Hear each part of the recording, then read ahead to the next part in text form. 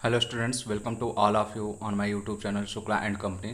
बेटा आज business environment का हम नेक्स्ट लेक्चर करने जा रहे हैं जो BHU BCom and MCom level के एंट्रेंस के लिए है। कि जो भी MCom के स्टूडेंट्स ऐड हुए हैं उनको मैं फिर से कह रहा हूँ कि जो आपके फ्रेंड हैं उनको आप प्लीज़ इन्फॉर्म कर दीजिए, अगर उनकी इच्छा है तो वो भी ऐड हो जाए।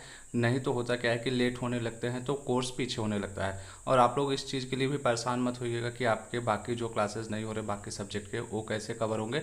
अभी थोड़ा सा वीकनेस चल रहा है बेटा, इसलिए मैं अकाउंट की क्लासेस नहीं रिकॉर्ड कर पा रहा हूँ, क्योंकि अकाउंट की क्लास रिकॉर्ड करने के लिए बिना खड़े हुए मैं रिकॉर्ड नहीं करता हूँ। अकाउंट का क्लास मैं प्रॉपर बोर्ड पे लेता हूँ, तो इसलिए अकाउंट की क्लास मैं नहीं रिकॉर्ड कर रहा हूँ। आने वाले 2-3 दिन तक हो सकता है अकाउंट की क्लास मैं रिकॉर्ड नहीं कर पाऊँ, लेकिन उसके बाद मैं आपकी अकाउंट की क्लासेस रिकॉर्ड करूँगा, सारे कोर्स को मैं कवर कराऊँगा। उसके लिए आप टेंशन ज़रा भी न लीजिए। अभी जो अकाउंट की क्लासेस रिकॉर्ड हो चुकी हैं BCom लेवल तक वो आप देखते रहिए, क्योंकि आपके MCom एंट्रेंस में भी 11 से लेके BCom तक का सारा अकाउंट्स आता है। और जो BCom के स्टूडेंट्स हैं उनका भी जो कोर्स छूट चुका है वो प्ले लिस्ट से अपना सारा कोर्स कंप्लीट करते रहें। अब आने वाले टेस्ट में ऐसा नहीं होना चाहिए कोई भी स्टूडेंट बोले कि सर मेरा सिलेबस छूटा हुआ है मैं कंप्लीट नहीं कर पाऊँ, क्योंकि अब जिन बच्चों का ईद की वजह से रमज़ान चल रहा था, सिलेबस पीछे चला था, ईद भी ख़त्म हो चुकी है, तो आप लोग अपना कोर्स प्लीज़ कंप्लीट करिए। ऐसा न रहे कि हाँ आने वाले टेस्ट में आपके कोर्स इनकम्प्लीट रहे। ठीक। और ग्रुप में जो क्वेश्चन बेटा आप लोग को जाते हैं उसके लिए मैं बता दे रहा हूँ कि आपके पास 12 घंटे का टाइम रहता है, मीन्स 12 घंटे में आप आंसर करो उस क्वेश्चन का। और आंसर भी जो करोगे उसी ग्रुप में करोगे, कोई पर्सनल मैसेज मत किया करो। 12 घंटे के बाद मैं आपको उस क्वेश्चन का करेक्ट आंसर प्रोवाइड करा दूंगा। कि बहुत से बच्चे होते हैं पर्सनल मैसेज करने लगते हैं, या मैसेज करने के बाद वो तुरंत चाहते हैं कि सर आंसर प्रोवाइड करेंगे। मैं क्लियर कर रहा हूँ कि आपके पास 12 घंटे का टाइम रहता है, और ग्रुप में कम से कम आप दिन में एटलीस्ट 3 बार तो आप चेक कर लिया करिए कि कोई इन्फॉर्मेशन जा रहा है कि नहीं। क्योंकि मैं अक्सर इन्फॉर्मेशन देता रहता हूँ कि जो आपके लिए बेनिफिशियल होता है। तो सुबह एक बार उठिए 8 से 9 के बीच में चेक कर लीजिए, दोपहर में या शाम को आप एक बार ग्रुप चेक कर लिया करिए। तो उससे क्या रहता है कि जो भी आपके लिए रिलेवेंट इन्फॉर्मेशन है आपको पता चल जाए। अदरवाइज़ क्या होता है कि बहुत से बच्चे ग्रुप में चेक ही नहीं करते, फिर बाद में बोलते हैं कि सर आपने तो टाइम ही नहीं दिया, इन्फॉर्मेशन हमें पता ही नहीं चल पाया। तो इसलिए फिर आप लोग कम से कम 3 बार तो डेली ग्रुप चेक किया करो। चलते हैं आज के अगले टॉपिक पे, बिजनेस इन्वायरमेंट का है जो है गेट एंड WTO। मीन्स आज हम इंटरनेशनल ऑर्गेनाइजेशंस बहुत सारे हैं उनके बारे में बात करेंगे। जो लास्ट क्लास हम बात किए थे उसमें हम एक्ट्स के बारे में बात किए थे, तो आज का जो मेरा टॉपिक होने वाला है वो इंटरनेशनल ऑर्गेनाइजेशन से रिलेटेड है कि जो हमारे बिजनेस एनवायरनमेंट को अफेक्ट करते हैं। तो देखिए हम बात करते हैं, पहला जो टॉपिक मेरा चलता है Bretton Wood conference held in 1944 July 1 to 22 July. देखिए एक ब्रिटेन वुड कॉन्फ्रेंस हुआ था जो कि 1944 में 1 जुलाई से लेकर 22 जुलाई तक चला US में। इसमें हुआ क्या था ये देखते हैं।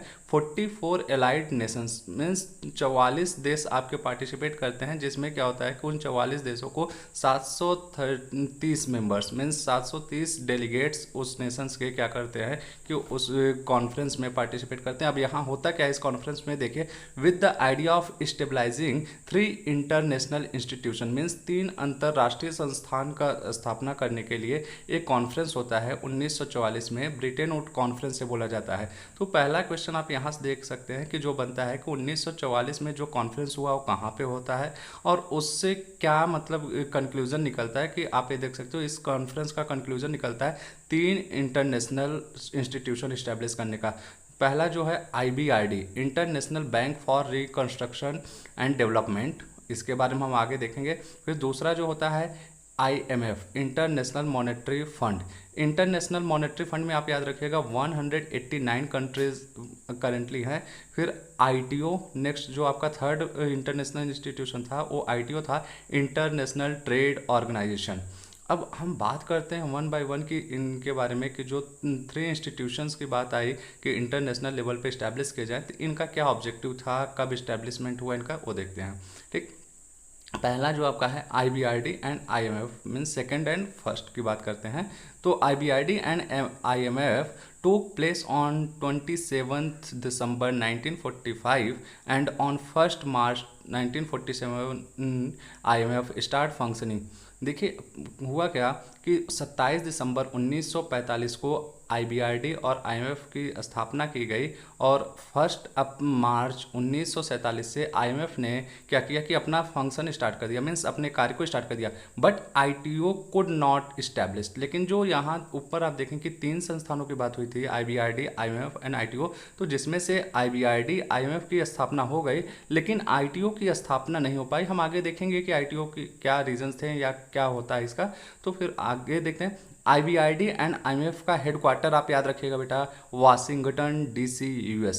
एक बहुत ज़्यादा क्वेश्चन पूछा जाता है जो आज हम क्लास करने वाले हैं, इसमें हर ऑर्गेनाइजेशन के आपको हेडक्वार्टर्स वगैरह याद रखने होंगे क्योंकि इससे रिलेटेड क्वेश्चन आते हैं। और एक चीज़ मैं ये भी बता रहा हूँ कि आज की क्लास आपके लिए बहुत इंपॉर्टेंट है। इस क्लास से मान कर चलिए आपके 2 से 3 क्वेश्चन आते हैं हर साल।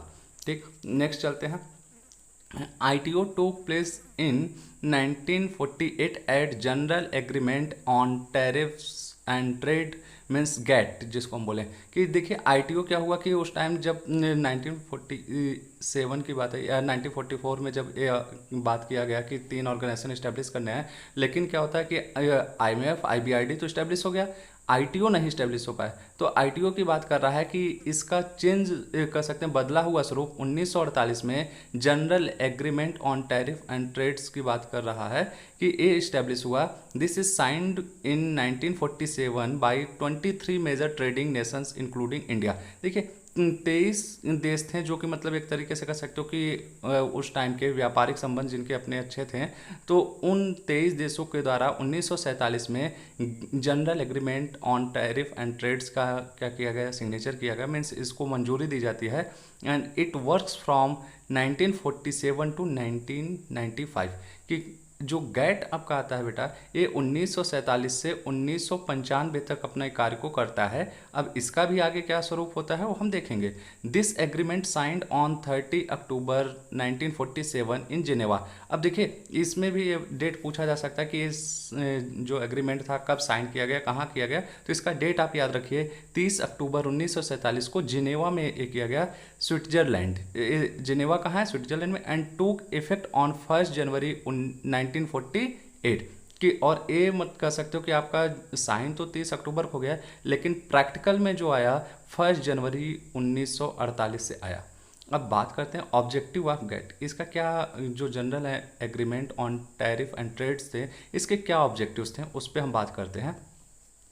एक्सपेंशन ऑफ इंटरनेशनल ट्रेड, पहला ये था कि आप कह सकते हो कि अंतर्राष्ट्रीय व्यापार को बढ़ावा देने के लिए गेट की बात आई। जैसा कि इसके नाम से आप देख सकते हो कि general agreement on tariff and trades, means व्यापार की बात कर रहा है, और एग्रीमेंट की बात कर रहा है मीन्स समझौते।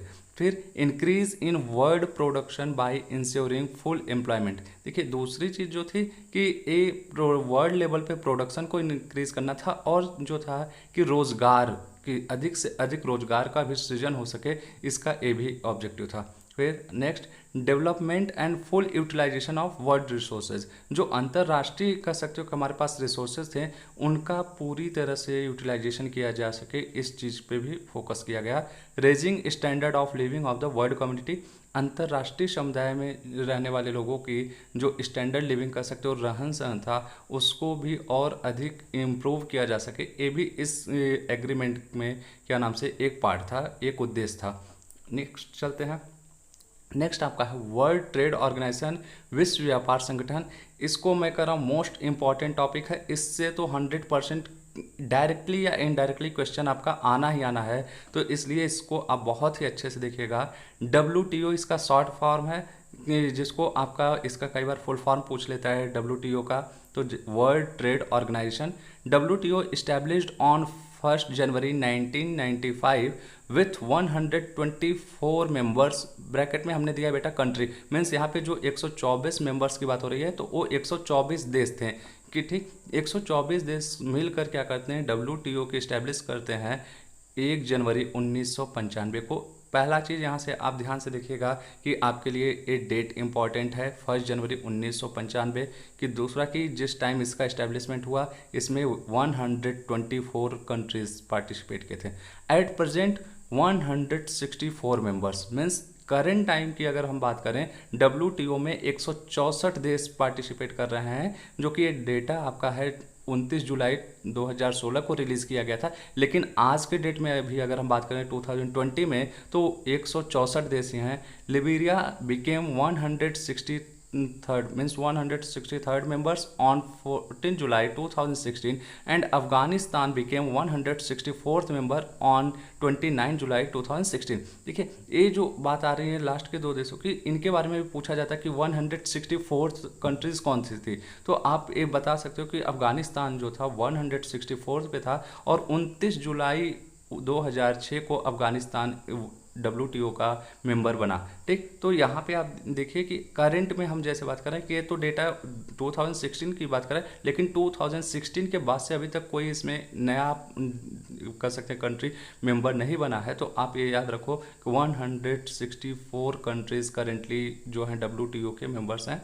फिर it is signed under the Marrakesh agreement on 15 April 1994 replacing the general agreement on tariff and trades. देखिए अभी थोड़ी देर पहले हम लास्ट स्लाइड में बात किए थे बेटा कि जो गेट आया था means general tariff and trades की बात थी, वो 1948 से 1995 तक वर्क किया। तो अब देखिए 1995 में क्या हुआ कि 1994 में कि उसी को रिप्लेस कर दिया गया कि मीन्स 15 अप्रैल को क्या किया गया, गैट को रिप्लेस किया जाता है WTO के द्वारा, और ये WTO जो होता है इस्टेब्लिश हो जाता है आप कह सकते हो ऑफिशियली 1 जनवरी 1995 से। ठीक, it is the largest international economic organisation in the world. ये भी आप याद रखिएगा कि WTO जो है ये वर्ल्ड का लार्जेस्ट इंटरनेशनल अंतर्राष्ट्रीय संगठन है। आपका व्यापार के मामले में सबसे बड़ा संगठन है कि जिसका ऑब्जेक्टिव क्या होता है वो आगे हम देखते हैं कि WTO का मेन ऑब्जेक्टिव्स क्या रहे हैं एस्टेब्लिश होने के। ठीक, अब यहाँ देखते हैं the head of WTO is Roberto Azevedo director general. देखिए जो WTO के मीन्स वर्ल्ड ट्रेड ऑर्गेनाइजेशन के हेड हैं ये रॉबर्टो थे, ये भी आपसे पूछा जा सकता है और इनके बारे में और डिटेल हम देखते हैं। He is the 6th director general of WTO। His appointment to effect on 1 September 2013 for a 4-year terms. देखिए इनका जो रॉबर्टो का अपॉइंटमेंट हुआ ये 1 सितंबर 2013 को हुआ था 4 साल के लिए, कि ये जो यहाँ पे टर्म होता है एक डायरेक्टर का वो 4 साल के लिए बेसिकली होता है। तो 2013 में इनका जो टर्म स्टार्ट हुआ 1 सितंबर से हुआ 4 साल के लिए। कि आगे फिर क्या बोल रहा है कि at a meeting of general council on 24 February 2017 WTO member agreed by consensus to appoint him as Director General for a second 4-year terms starting from 1 सितंबर 2017।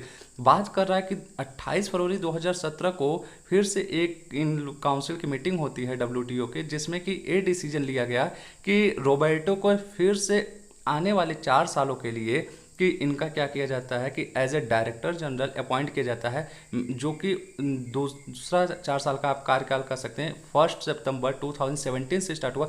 तो अगर हम बात करें करेंट टाइम में WTO के कौन डायरेक्टर जनरल हैं तो रॉबर्टो ही आंसर होगा बेटा, ये आप ध्यान दीजिएगा। और एक लगातार 2 बार as a director general WTO के अपॉइंट किए गए हैं, ये भी आप ध्यान दे सकते हैं। ठीक, equal voting right to members. बात हो रही कि WTO में जो मेंबर कंट्रीज हैं सभी के पास समान वोट करने का अधिकार है, मीन्स 164 कंट्रीज के पास सबके पास अपना एक वोट है। It is an international organisation to promote multilateral trade, means कह सकते हैं बहुपक्षीय व्यापार की बात कर रहा है। कि WTO की बात हम क्या कहें कि नाम से आप देख सकते हो वर्ल्ड ट्रेड ऑर्गेनाइजेशन, मीन्स इसका जो मेन ऑब्जेक्टिव आप कर सकते हो कि इंटरनेशनल लेवल पे व्यापार को प्रमोट करने के लिए WTO की इस्टेब्लिशमेंट हुई है। अब देखते हैं ऑब्जेक्टिव क्या है WTO का। Main aim to implement new world trade agreement. देखिए गैट के बाद WTO आया तो इसका जो मेन एम था कि नया कह सकते हैं कि अंतर्राष्ट्रीय व्यापार समझौता आप कह सकते हो कि उसको इम्प्लीमेंट किया जाए। देखिए होता क्या है कि बेटा कि समय समय पे बहुत सारी चीज़ों में परिवर्तन होता है, तो उसी परिवर्तन के साथ हमें क्या करना पड़ता है कि अपने जो एग्रीमेंट्स वगैरह होते हैं या जो हमारे अंतर्राष्ट्रीय संस्थान होते हैं उसमें भी परिवर्तन करना पड़ता है। तो वही चीज़ है कि देखिए कि 1994 में क्या हुआ कि नया आपका एक तरीके से मीटिंग होता है और 1995 में गैट की जगह आपका WTO आ गया। टू फिर नेक्स्ट है to promote free trade by abolishing tariff and non tariff barriers. फिर आगे बात कर रहा है कि जो मीन्स इसके मेंबर कंट्रीज़ हैं उनके ऊपर जो भी आप कह सकते हो कि एक तरीके से क्या नाम से कि कुछ जगहों पे होता है कि बहुत सारे कंट्रीज़ में कि उनके ऊपर आप कह सकते हो कि रिस्ट्रिक्शंस रहते हैं। उस रिस्ट्रिक्शंस को हटाते हुए कि मीन्स अगर किसी कंट्रीज़ के ऊपर जो मेंबर कंट्रीज़ हैं उनके बीच में फ्रीली ट्रेड हो सकें, कि मीन्स जहाँ पे बहुत ज़्यादा रूल्स एंड रेगुलेशन फॉलो ना करना पड़े, जहाँ पे उनको बहुत ज़्यादा प्रॉब्लम ना हो, तो उसी चीज़ की बात कर रहा है कि जो इनके मेंबर कंट्रीज़ हैं उनके बीच में ट्रेड जो है आसानी से हो सके, व्यापार, ताकि क्या होगा कि एम्प्लॉयमेंट जनरेट होगा, साथ ही साथ अंतर्राष्ट्रीय बाजार की क्या नाम से ये आप कह सकते हो ग्रोथ हो, और जो मेंबर कंट्रीज़ है उनका भी इकोनॉमिक डेवलपमेंट हो। फिर नेक्स्ट कर रहा है to promote the world trade. जैसा कि हम पहले बताएं कि अंतर्राष्ट्रीय व्यापार को बढ़ावा देने के लिए WTO की स्टैब्लिशमेंट हुआ। फिर प्रमोट दी मल्टीलेटरल ट्रेड, बहुपक्षीय मीन्स जो मेंबर कंट्रीज़ हैं वो एक देश से दूसरे देश के साथ क्या हो सके, आराम से व्यापार हो सके, मीन्स आसानी से व्यापार हो सके, उस चीज़ को भी प्रमोट करने के लिए WTO का इस्टेब्लिशमेंट हुआ।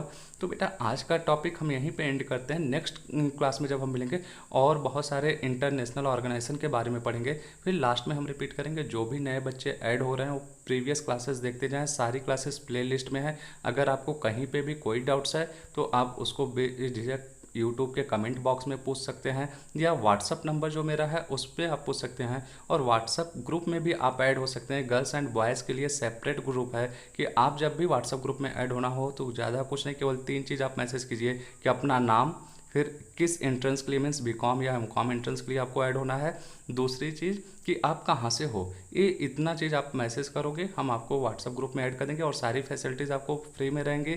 आपको डेली बेसिस पे क्वेश्चन मिलेगा। फिर आप ग्रुप को डेली क्या करो कि 3 बार कम से कम मॉनिटर करते रहो बेटा, कि उसमें जो भी इन्फॉर्मेशन जा रहे हैं उसको देखते रहो। और अब आप लोग ग्रुप में एक्टिव पार्टिसिपेशन अपना दिखाइए, अदरवाइज मैं उन स्टूडेंट्स को ग्रुप से निकाल दूंगा जो एक्टिव पार्टिसिपेशन नहीं दिखाते, मीन्स ग्रुप में बने हुए हैं लेकिन कभी भी किसी चीज़ का रिप्लाई नहीं करते हैं, टेस्ट में पार्टिसिपेशन नहीं लेते हैं, तो ऐसे स्टूडेंट्स को मैं ग्रुप से निकाल दूंगा। ये मेरी वार्निंग है। आने वाले समय में आपका बिजनेस इन्वायरमेंट का टेस्ट होगा, मानकर चलिए ये टेस्ट सैटरडे के बाद ही होने वाला है। तो जब भी होगा मैं इन्फॉर्म करूंगा, कैसे टेस्ट होता है सारा प्रोसीजर मैं आपको समझा दूंगा। तो आप लोग अपनी तैयारी करते रहिए। चलिए तब तक के लिए गुड लक।